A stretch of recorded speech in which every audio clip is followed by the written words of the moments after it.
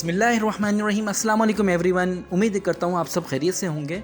फूलों से सजा पार्क देखने अब दुबई जाने की ज़रूरत नहीं। जी हाँ, दुबई के मेरिकल गार्डन की तर्ज पर Karachi federal B area block 15 में एक खूबसूरत बाग़ रिजवान पार्क, जहाँ 50,000 से ज़ायद खुशनुमा फूल मौजूद हैं। इस तरह के पार्क आप लोगों को पाकिस्तान से बाहर ही नज़र आएंगे। ये पार्क TMC गुलबर्ग टाउन की जानिब से आवाम की तफरीह के लिए खोला गया है।